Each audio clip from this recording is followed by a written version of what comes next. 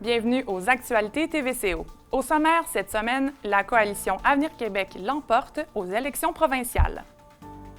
Un bilan de saison satisfaisant pour le groupe Le Massif. Le retour du festif à l'école. Rencontre avec le nouveau directeur régional de la Coopérative des techniciens ambulanciers du Québec. Et enfin, de bonnes nouvelles pour le domaine Forget. Bonne émission!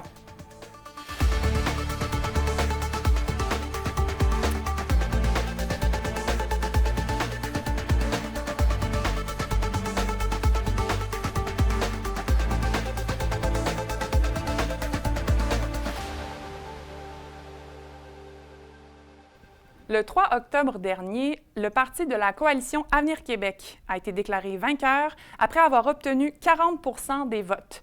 Dans Charlevoix-Cour-de-Beaupré, c'est la candidate Karianne Bourassa qui a été élue. Voici l'entrevue. Karianne Bourassa, bonjour. Bonjour. Félicitations pour votre victoire. Merci, merci. D'abord, je veux remercier tous les citoyens de Charlevoix-Côte-de-Beaupré de m'avoir fait confiance. Je crois qu'ils ont bien répondu à ma présence sur le terrain. J'ai eu l'occasion de rencontrer beaucoup de personnes. J'imagine. Je voulais les remercier, mais remercier aussi mon équipe parce que c'est une victoire d'équipe. Vous le voyez, j'étais bien entourée et je tiens profondément à remercier tous ceux qui ont contribué à cette belle victoire. Rapidement, comment s'est déroulée la campagne de votre côté dans la circonscription? C'était une nouveauté pour moi. Première campagne électorale. Je tiens à mentionner que je suis la plus jeune femme élue à l'Assemblée nationale cette année. Il y a Sam Poulain qui a le même âge que moi, mais du côté masculin. Oui.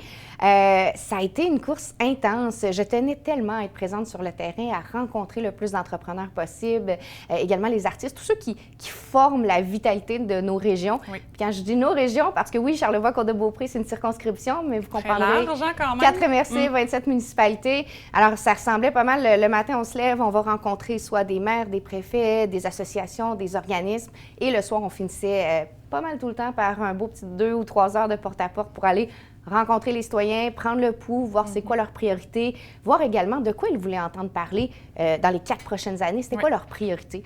Fait que c'était intense. Très intense comme parcours. Et donc, le 3 octobre, le vote s'est fait. Les gens ont choisi. C'est quoi votre réaction face au pourcentage de vote? On en parle un peu partout dans les médias. Donc, 40 des votes à la CAQ et un petit peu plus de 50 qui étaient un peu divisés. Est-ce que ça affecte le travail que vous voulez faire dans la circonscription? Pas du tout. Je vois ça comme une belle marque de confiance parce que de mon côté, ça tournait plus autour de 48 %. Donc, les gens, je crois, étaient réceptifs à nos valeurs, à ce qu'on avait également à proposer. Maintenant, on le mentionne, on a fait campagne et je félicite d'ailleurs tous les adversaires des autres partis qui ont participé au débat, qui eux autres aussi ont eu le courage de mettre leur visage sur une pancarte. On a proposé nos idées et ce sont les citoyens qui ont fait des choix. On a fait ça dans le respect, puis c'est important de le souligner, mais je l'ai dit lors de différentes entrevues, je leur ai dit, je vais être la députée de tous les citoyens, peu importe pour qui ils ont voté. Oui, pendant les élections, il y a de la petite division qui se crée, mais au final, je vais représenter tous les citoyens de Charlevoix-Côte-de-Beaupré. C'est vraiment les enjeux locaux que je vais porter sur mes épaules, peu importe pour qui les gens ont voté. Là.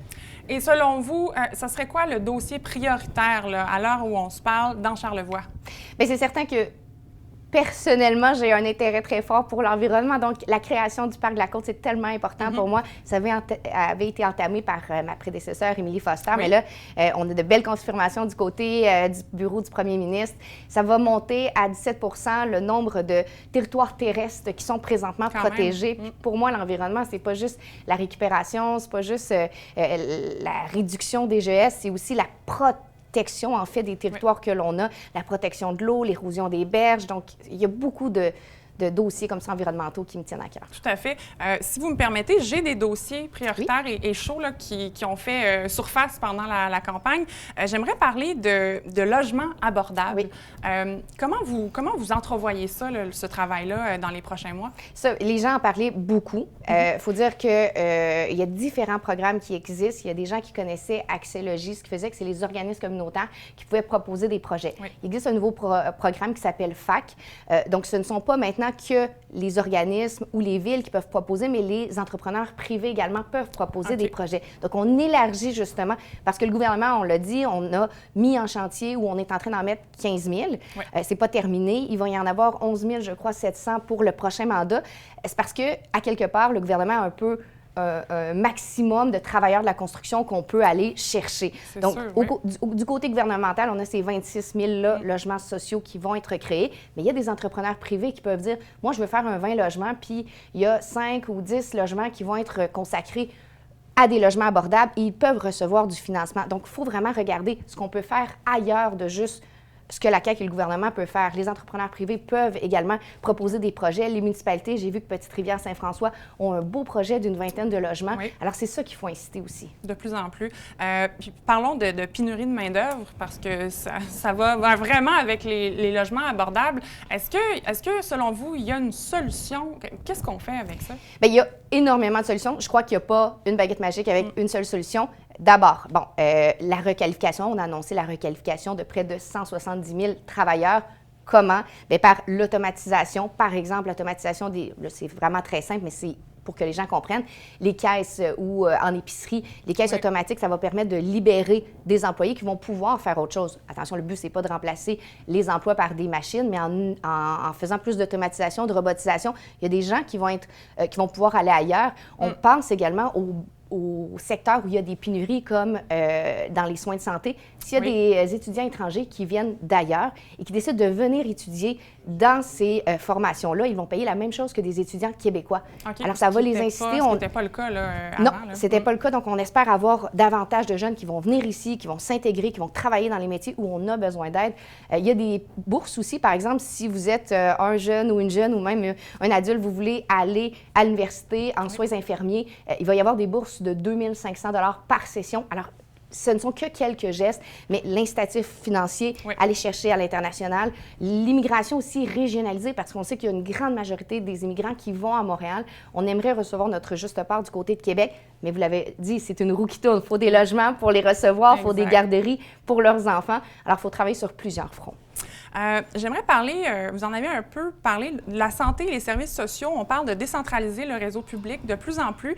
J'aimerais vous lire un commentaire que la présidente de la CSN a fait il y a quelques jours. Le réseau de la santé doit être repensé dans sa globalité, décentralisé et réhumanisé. La reconnaissance du personnel est primordiale, tout comme l'amélioration des conditions de travail. Qu'est-ce que vous en dites? Bien, moi, j'aime bien rendre plus humain parce qu'il y a beaucoup de gens qui ont attaqué les maisons des aînés parce qu'ils disaient que c'était trop cher. Mais ce qui est arrivé, c'est que pendant la pandémie, il est arrivé des situations dans des CHSLD où les aînés étaient 4 par chambre. La COVID, vous le savez, ou n'importe quel autre virus peut se propager beaucoup plus rapidement. Dans la maison des aînés, ça va être un aîné par chambre. Il va y avoir une meilleure ventilation pour éviter justement que s'il y a des éclosions, ça se propage. Alors, c'est vraiment pensé en fonction d'une salle de bain également par aîné pour éviter la contamination. Donc, on a appris de ce qui avait mal été pendant la pandémie et là, on tente justement de faire en sorte que ça ne se reproduise plus. Maintenant, on vit dans une société qui est vieillissante. C'est certain que les gens vont davantage solliciter le réseau de santé. Ce qu'on veut, c'est que les soins soient donnés davantage à la maison, notamment les soins à domicile, 3 milliards qui ont été annoncés. J'en parle souvent, mais donner plus de pouvoir, par exemple, aux pharmaciens. Donner plus de pouvoir également aux ambulanciers qui vont pouvoir aller à domicile, donner des soins sans transporter à l'hôpital éventuellement. C'est l'objectif. On pense aussi aux équipes volantes des gens. On parlait de l'hospitalisation à domicile qui va être possible avec des équipes qui vont à la maison, des équipes de professionnels pour donner des soins. Donc, il faut aller vers ces options-là.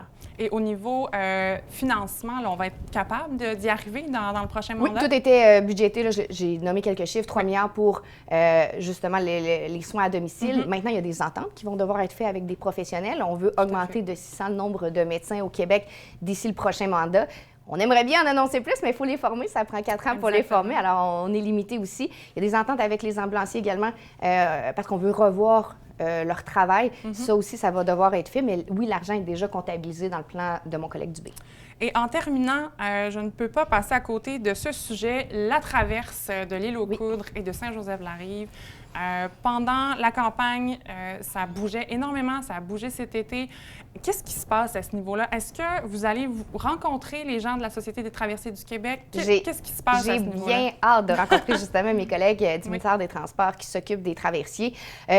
Lorsque c'est arrivé, j'étais tout le temps en contact direct avec Christian Dufour, qui est le maire là-bas. Je suis moi-même aller à plusieurs reprises, aller l'eau coude pour parler avec les gens, constater vraiment c'est quoi. J'ai parlé avec la dame de la boulangerie, les gens qui ont des auberges aussi, puis ils me disaient à quel point ça fait un impact majeur quand la traverse n'est pas disponible.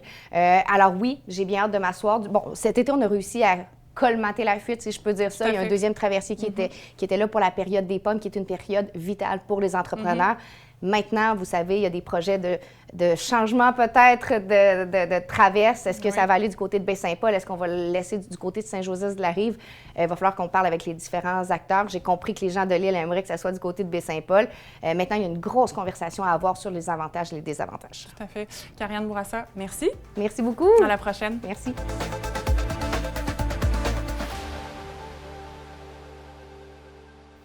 Le massif de Charlevoix améliore son offre d'année en année et nous avons rencontré sur place le vice-président et directeur général Nicolas Racine.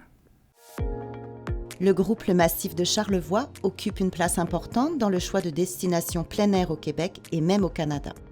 Et depuis 2 ans, le centre de ski se démarque en offrant des activités à l'année tout en s'inscrivant dans sa communauté. Le vice-président et directeur général, Nicolas Racine, est satisfait des résultats. Écoute, on a eu un super bel été. C'est notre deuxième été qu'on opérait, en fait, où on continue à consolider notre position pour une destination 4 saisons. Alors, la clientèle était présente. On a continué à investir dans le vélo cette année. On a augmenté le nombre de sentiers. On a ajouté 15 km, en fait, à l'offre de sentiers, puis qui permet de toucher à toute la clientèle, tous les niveaux des gens qui font du vélo. Le vélo de montagne répond maintenant à une clientèle de tous âges et permet aux débutants de s'initier à ce sport extrême de façon sécuritaire. Des zones d'apprentissage, tant à la base qu'au sommet de la montagne, pour permettre aux gens, en fait, d'évoluer, de progresser ici. Donc, on est bien content de comment ça s'est passé encore pour une deuxième saison. Puis, on anticipe encore notre position. On se positionne vraiment comme une destination là, pour l'été avec ce qu'on a fait là, les 2 dernières années.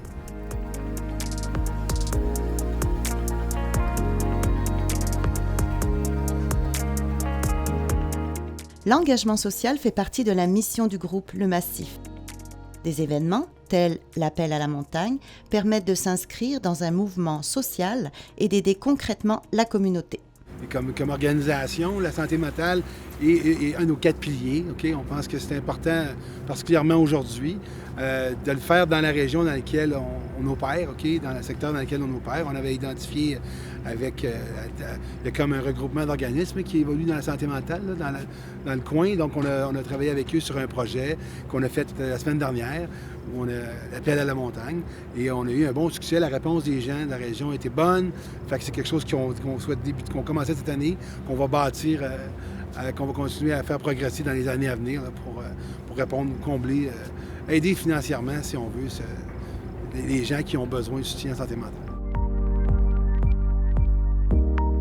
Le projet de logement pour les travailleurs de la montagne sera prêt cet hiver et offrira 54 unités, dont 4 chambres par logement. Ça fait partie des choses qu'on doit faire, qu'on doit avoir dans notre portefeuille, si on veut, pour attirer la main-d'œuvre à la montagne.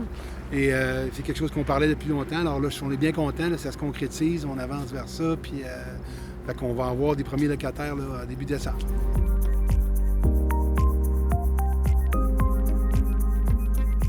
Cet hiver, les skieurs pourront profiter de bonnes conditions de glisse grâce à l'arrivée de nouvelles dameuses. Pour le vice-président et directeur général Nicolas Racine, la saison 2023 signifie le retour à la normale au massif. Le massif était reconnu pour son ambiance par les années passées. Donc, on va... beaucoup d'événements qui sont prévus. C'est le retour des événements, si on veut, ou de l'animation sur la montagne, offrir des conditions de glisse super aux invités. On a une belle nouveauté, là, qui est le restaurant au Camboul, qui est ouvert cet été. Je pense qu'il va apporter, encore une fois, qu'il va amener pour les invités à la montagne une expérience. Tu sais. Donc, beaucoup de choses qui sont en branle pour avoir une saison fantastique, là.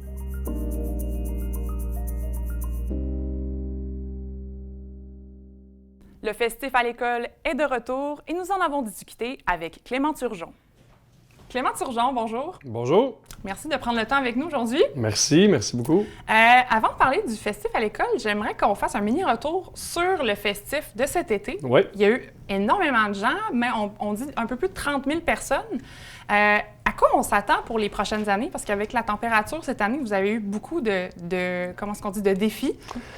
Oui, quand même, oui. Puis, premièrement, oui, il y a eu beaucoup de monde. Même nous autres, le bilan, c'est 45 000 au total, final, l'achalandage total. Okay. Puis, tu sais, il faut comprendre, nous, on ne veut pas nécessairement grossir plus que ça. Donc là, l'objectif, c'est de voir comment contrôler cette croissance-là. Ça fait quelques années qu'on en parle, puis là, on est vraiment arrivé au moment où on se dit, là, il y a assez de monde. Ouais. On ne veut pas plus de gens, on n'en a pas besoin de plus non plus. Donc, c'est des bonnes questions qu'on a présentement à voir. Il faut comprendre, on ne vend pas plus de billets qu'on en vend il y a quelques années. C'est que les activités gratuites ont pris... Il y a beaucoup d'engouement pour c'est ça, les activités gratuites. Donc, c'est ça qui est à voir un petit peu. On a vécu aussi une édition plus petite COVID. Puis je vous avoue qu'on a aimé ça d'avoir une édition avec moins de gens un peu. Donc, ça fait partie des réflexions. Comment on peut... Est-ce qu'on réduit un peu le nombre de scènes? On va probablement, en fait, enlever quelques scènes l'année prochaine pour avoir un peu moins de sites, mais mieux les travailler. Donc, c'est des bonnes questions qu'on a. On a sondé aussi la population un peu pour voir les enjeux. Donc, on est vraiment dans De Baie-Saint-Paul? Oui, c'est ça. Fait qu'on est vraiment dans cette réflexion-là.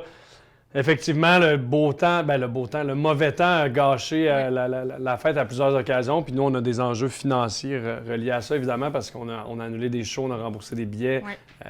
Beaucoup de nos revenus sont avec la vente de bars, donc on a perdu beaucoup de ventes et tout ça. Donc, au-delà de l'aspect financier, il y a une réflexion aussi sur les changements climatiques. Il ne faut pas se mettre la tête dans le sable. Là. Ça fait en sorte qu'il y a plus d'orages, il y a des éclairs de chaleur, ce qu'on a vécu, des cours couloir de vent qui dure 20 minutes, qui brise tous les instruments. Merci, bonsoir. Après ça, il fait beau. Fait que ça, il faut composer avec ça. On va avoir plus de plan B pour nos sites périphériques. La scène principale demeure un risque qui est difficile à contrôler parce qu'on n'a pas de salle à 5000 personnes, finalement. Fait que la scène principale va rester comme à risque des orages et tout ça. On va quand même réfléchir à un meilleur protocole en cas d'orage violent, là, comme on a eu. Puis est-ce que c'est envisageable d'étendre finalement votre réseau? Là? Par exemple, je pense à la salle du domaine Forget, ou est-ce que c'est quelque chose qui serait peut-être envisageable ou pas pour l'instant? Oui, c'est ça, on reste pas mal de Baie-Saint-Paul, mais on a déjà la salle du Germain comme plan B. Là, on passe déjà à des petites salles pour nos sites qui sont plus petits.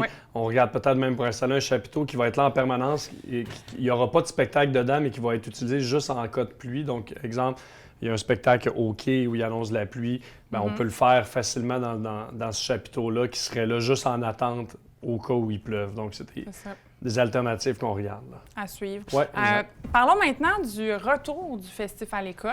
Ça commence ou ça va commencer. Pourquoi ça revient? Pourquoi c'est important pour le festif, l'organisation du festif?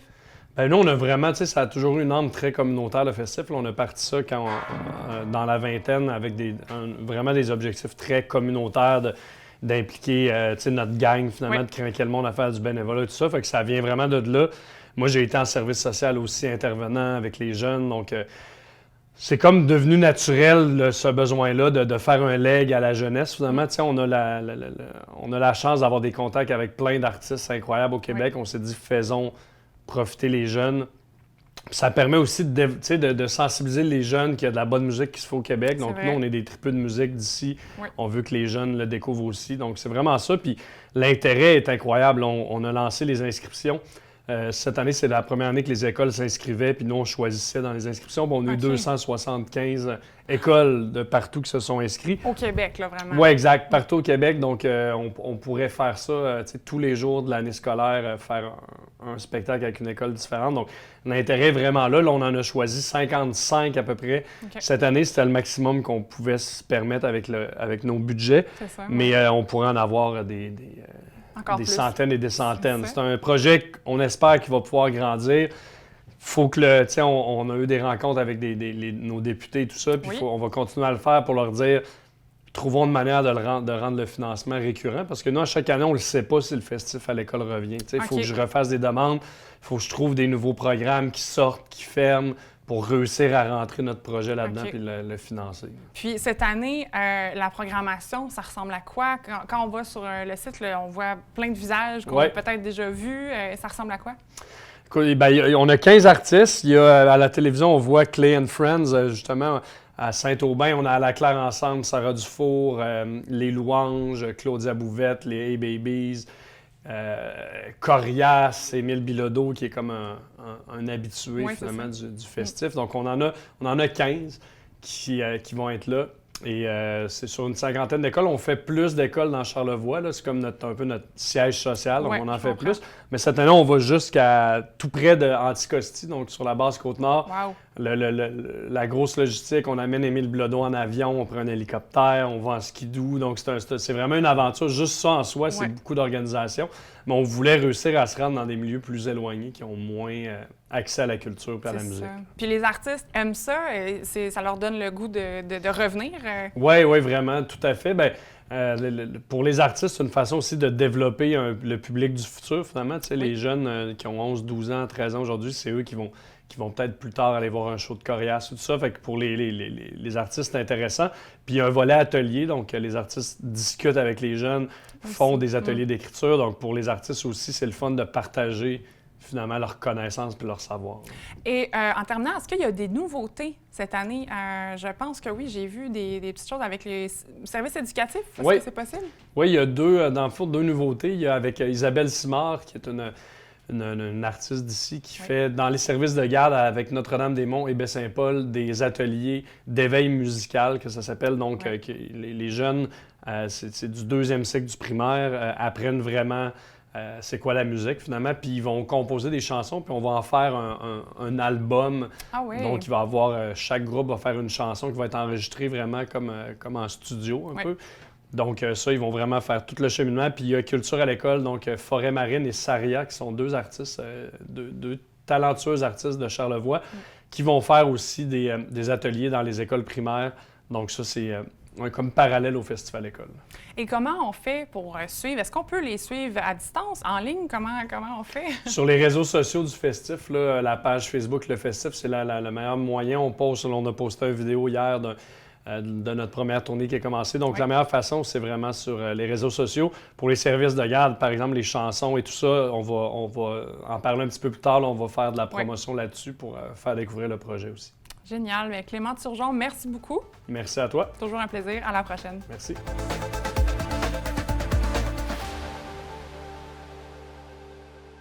Quel est le fonctionnement de la CTAQ en région? Le nouveau directeur régional dans Charlevoix, Frédéric Guérin, nous a rencontrés et a répondu à nos questions.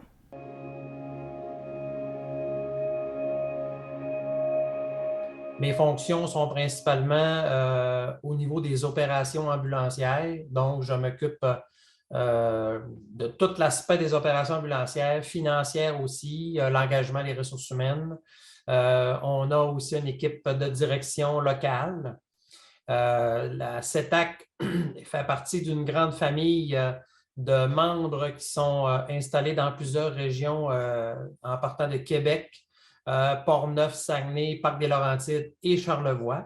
Donc, spécifiquement, on s'occupe de la couverture ambulancière. Vous savez, le gouvernement nous octroie des contrats de service qui font en sorte qu'on doit respecter ce contrat-là. Et moi, j'ai été engagé là, pour m'occuper là, justement là, de la couverture ambulancière là, de tout Charlevoix au complet.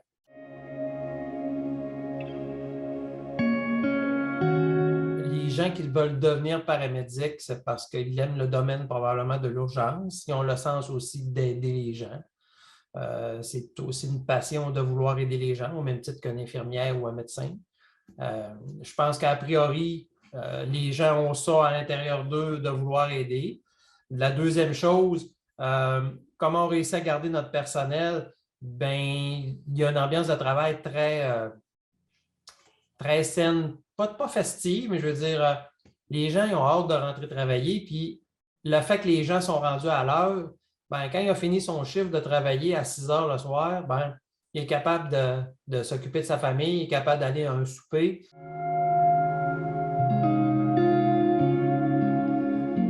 On est présentement en période de recrutement. Plusieurs paramédics qui sortent de l'école désirent venir travailler ici. D'autant plus qu'on est attractif, les gens étudiants en soins préhospitaliers d'urgence des diverses écoles veulent venir faire des stages dans Charlevoix, ce qu'on n'avait pas nécessairement auparavant. Donc, prochainement, il va y avoir des étudiants qui s'en viennent nous retrouver ici et on va essayer, c'est sûr, de leur vendre notre salade pour essayer de les garder dans Charlevoix pour mettre un peu plus de noms là, sur notre liste de rappel afin que les gens puissent prendre des congés.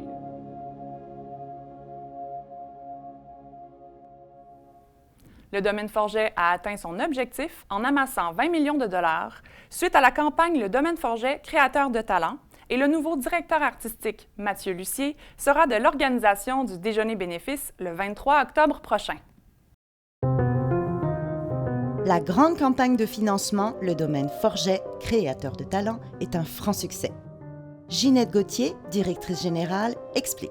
Alors, c'est une campagne qui était en cours depuis 2015, alors sur laquelle on a travaillé vraiment activement pour consolider la situation financière du domaine Forget et assurer la pérennité de l'organisation. Alors, pour ce faire, on a créé ou encouragé 3 fonds.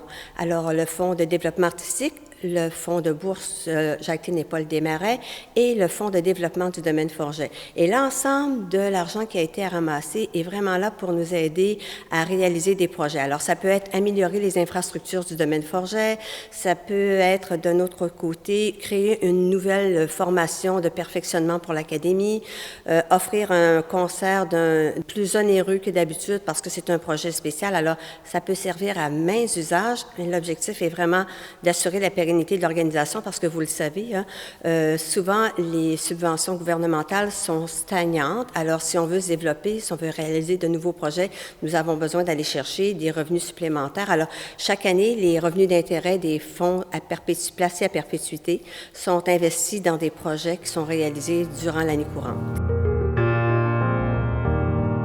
Parmi les futurs projets, l'arrivée du nouveau directeur artistique, Mathieu Lucier, permettra de poursuivre le travail de Jean Fortin et de promouvoir l'offre musicale dans Charlevoix. Monsieur Fortin, qui était en poste avec nous à la direction artistique depuis 11 ans, avait décidé de tirer sa révérence puis de prendre sa retraite du domaine Forget. Alors, on a eu la chance d'accueillir parmi nous Mathieu Lucier, qui est un habitué du domaine Forget parce que c'est quelqu'un qui fait déjà de la direction d'orchestre, c'est un musicien, c'est un professeur.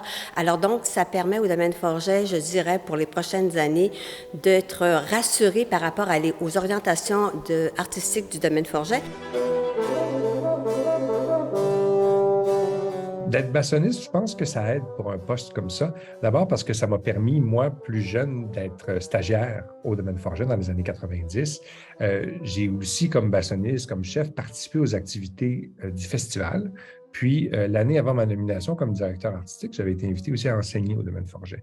Donc, ça fait qu'à toutes sortes de niveaux, je comprends ce que c'est qu'être un stagiaire, qu'est-ce qu'on attend comme étudiant, étudiante en musique, qu'est-ce qu'on veut aussi aller chercher comme expérience, comme professeur à l'académie. Donc, oui, je pense que non seulement je suis bassoniste, je suis professeur aussi. Alors, je pense que j'avais toutes sortes de cordes là, qui me permettaient de bien maîtriser le plus vite possible le grand arc du domaine. Le 23 octobre prochain se tiendra au Manoir Richelieu la 35e édition du déjeuner bénéfice du domaine Forget. C'est un grand brunch dans lequel c'est animé par Christopher Hall, qui est un humoriste vraiment très approprié parce que Chris est un musicien classique à la base. Donc, il va faire quelques numéros d'humour, il va y avoir des musiciens. Marc et moi, on va faire de la musique ensemble, en plus de participer à l'animation de la journée.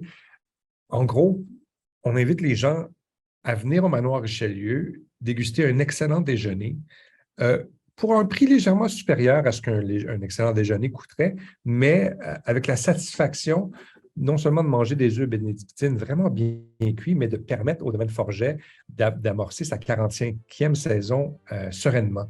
On est un organisme qui est en santé, mais on est en santé parce que la région de Charlevoix, la région plus large de la grande capitale nationale, ont été derrière le domaine Forget. On a changé un peu la formule parce qu'on sait que c'est une année de relance. Les gens sont un peu frileux à revenir en salle. Alors, c'est vraiment une formule plus artistique. Alors, on a divisé la présidence d'honneur en deux. Mathieu Lucier, qui est notre directeur artistique, et Marc Hervieux, qui est notre ambassadeur, et toujours l'animateur chéri du domaine Forget, Christopher Hall, qui sera présent. Alors, ces trois personnalités vont faire en sorte que ce sera un événement amusant, sous le signe de l'humour et également plus axé sur la musique. Mais il y aura quand même toujours le tirage de notre forfait culturel, qui est une magnifique fin de semaine en février dans la ville de Québec. Et nous aurons également un encan silencieux qui sera mis en vente à partir du 13 octobre jusqu'au 23, qui devrait regrouper à peu près 60-70 items de tout pour tous les goûts, des forfaits, de belles bouteilles de vin, des produits du terroir. Alors vraiment, si les gens veulent encourager le domaine Forget, ce sera l'occasion de le faire. La programmation variété est lancée et déjà, plusieurs événements vont marquer l'année musicale. On vient d'annoncer le début des activités de la programmation de variété qui va se poursuivre jusqu'à la fin du mois de novembre. Alors donc, c'est un retour à une vie normale, sans masque, avec un peu de distanciation quand même, mais on a une belle programmation qui est sur les rails. Alors donc, évidemment, il y a de tout pour tous les goûts. Il faut faire des choix parmi l'ensemble de la programmation qui est offerte. Alors, on espère que la population de Charlevoix sera au rendez-vous pour retrouver des artistes de grand talent, puis découvrir aussi de nouvelles vedettes, des jeunes qui commencent en carrière.